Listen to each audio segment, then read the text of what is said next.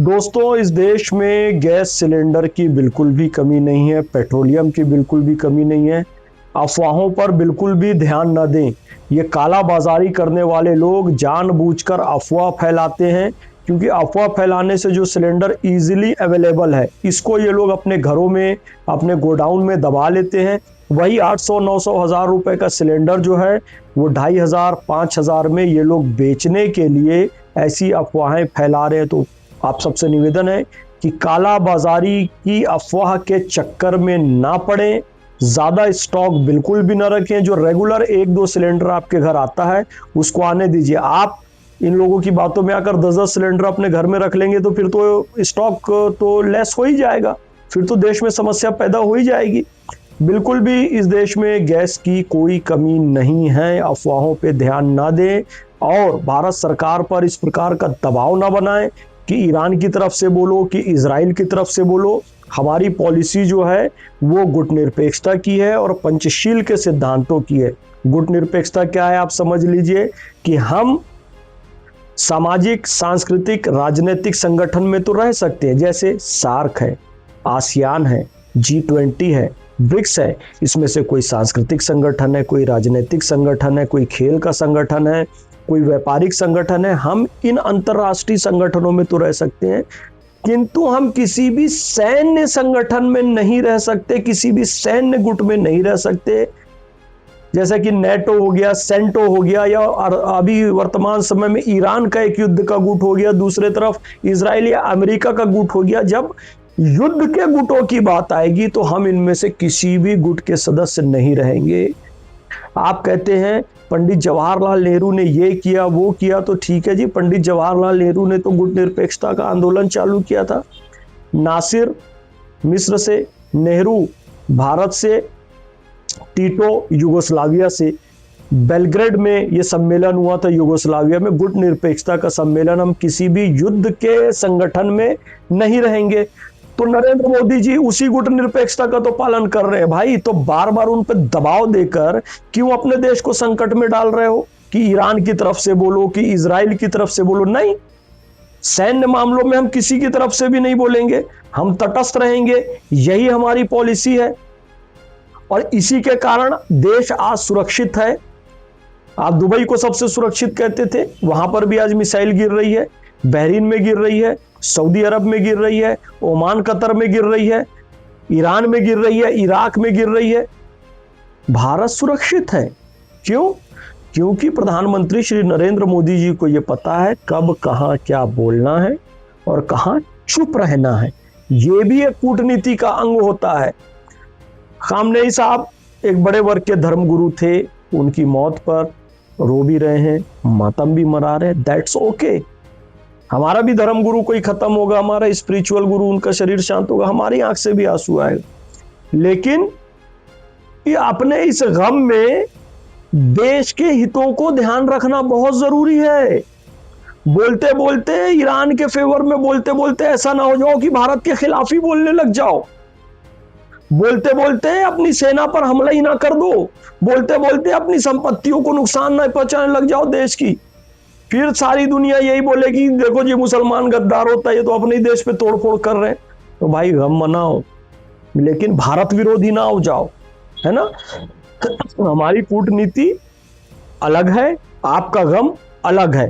कूटनीतिक मामलों में हस्तक्षेप नहीं कीजिए, देश का माहौल खराब नहीं करिए, क्योंकि अंतरराष्ट्रीय स्तर पर क्या मैटर चल रहा है उसकी आपको बिल्कुल भी समझ नहीं है। उसके लिए हमारे डिप्लोमेट्स बैठे हुए हैं। तो बार बार मोदी जी पर यह दबाव नहीं डालिए। आप क्या चाहते हैं? आज 57 मुस्लिम देश हैं। सुबह सहरी किया तो इफ्तार तक रहेंगे कि नहीं पता नहीं, अफ्तार किया तो तरावी तक रहेंगे कि नहीं पता नहीं, तरावी पढ़े तो सुबह फजर की नमाज पढ़ेंगे कि नहीं पढ़ेंगे पता नहीं। लेकिन आज भारत का मुसलमान सुरक्षित है, आराम से रोजा भी रख रहा है, नमाज भी पढ़ रहा है, अफ्तारी भी कर रहा है, सहरी भी कर रहा है, तरावी भी कर रहा है। मोदी जी की कुशल विदेश नीति कारण ना। आप चाहते हो हम भी युद्ध में कूद के अपने बम बरसाते रहे? तो पागलपना ये बंद कीजिए। पहले भारत माता की जय बोलिए, ठीक है, जय फिलिस्तीन कहते हो कोई बात नहीं, अरे भारत तो फिलिस्तीन के साथ खड़ा हुआ है, पीड़ितों के साथ खड़ा हुआ है। लेकिन ये गंदा गलीजपना की जय फिलिस्तीन बोलूंगा और भारत माता की जय नहीं बोलूंगा, दुनिया थूकती है तुम पे। इसलिए जिस देश में खाते हो, पीते हो, इज्जत पाते हो, पैसा पाते हो, उसकी जय नहीं बोलोगे, हर कोई शक की निगाहों से देखेगा। कोई किराए का घर नहीं देगा, बुर्का उठा उठा के देखेगा कि भाई कोई आतंकवादी तो नहीं है। उसका कारण तुम्हारी कट्टरपंथी सोच है। तो मैं भारत के मुसलमानों से गुजारिश करता हूं, मेरे भाई ऐसा काम करो जिससे मुसलमानों की छवि अच्छी बने, ना कि छवि खराब हो। हमारी पॉलिसी है भारत की, उसके साथ रहो, जियो और जीने दो। भगवान महावीर की पॉलिसी, यही भारत की पॉलिसी है। युद्ध नहीं बुद्ध, ये भारत की पॉलिसी है। संवाद से समाधान, ये भारत की पॉलिसी है। सर्वे भवन्तु सुखिनः, सर्वे सन्तु निरामया, सर्वे भद्राणि पश्यन्तु, मा कश्चित् दुख भाग भवेत्। ये भारत की पॉलिसी है। भारत की पॉलिसी चल रही है। हमारी पॉलिसी पंचशील की है। पंचशील यानी कि अहस्तक्षेप, अनाक्रमण।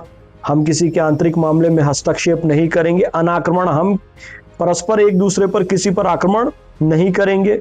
संप्रभुता का सम्मान और समानता, हम एक दूसरे की संप्रभुता यानी सॉवरेनिटी का सम्मान करेंगे, एक दूसरे को समानता का भाव रखेंगे। और शांतिपूर्ण सहअस्तित्व, पीसफुल कोएग्जिस्टेंस, ये पंचशील के सिद्धांत पर हम चलते हैं। मैं आपको एक कहानी सुनाता हूं। गौतम बुद्ध के समय की एक कथा है कि दो गांवों के मध्य नदी के जल के बंटवारे को लेकर लड़ाई हो गई। लोग लाठी डंडे लेकर आ गए, चाकू तलवार लेकर आ गए, एक दूसरे का खून खराबा करने लगे। गौतम बुद्ध को जब सूचना मिली तो गौतम बुद्ध वहां पर पहुंचे। दोनों तरफ गांव के लोग खड़े हुए थे, बीच में नदी के जल के बंटवारे को लेकर यह युद्ध था। गौतम बुद्ध ने पूछा, मानव का रक्त ज्यादा कीमती है या नदी का पानी ज्यादा कीमती है? लोगों ने कहा कि मानव का रक्त ज्यादा कीमती है। तो गौतम बुद्ध ने कहा कि पानी के लिए आप लोग मानव का रक्त क्यों बहा रहे हो? सबसे पहले तो ये युद्ध करना बंद कीजिए। और जब लोगों ने युद्ध करना बंद किया तो गौतम बुद्ध ने दोनों लोगों को बैठाया, बराबरी से पानी का बंटवारा कर दिया और समस्या का समाधान हो गया। गौतम बुद्ध ने किसी भी एक का पक्ष नहीं लिया। इसीलिए हम कहते हैं युद्ध नहीं बुद्ध। गौतम बुद्ध किसी एक गांव का पक्ष यदि ले लेते तो युद्ध तो रुकने वाला था ही नहीं। यही हमारी पॉलिसी है, युद्ध नहीं बुद्ध। उसी के सिद्धांत पर नरेंद्र मोदी जी चल रहे हैं। इसीलिए वो किसी युद्ध वाले गुट का समर्थन नहीं करेंगे, न किसी का विरोध करेंगे। तो यदि आप इस बात को नहीं समझते तो जय भीम, जय मीम करते रहिए। आप बुद्ध के सिद्धांतों पर चलने वाले व्यक्ति नहीं हैं। बुद्ध के नाम पर राजनीति कर सकते हैं, लेकिन बुद्ध का सिद्धांत मध्यम मार्ग का है। आपको इतना नहीं पता? ना इधर अति होने दो, ना उधर अति होने दो।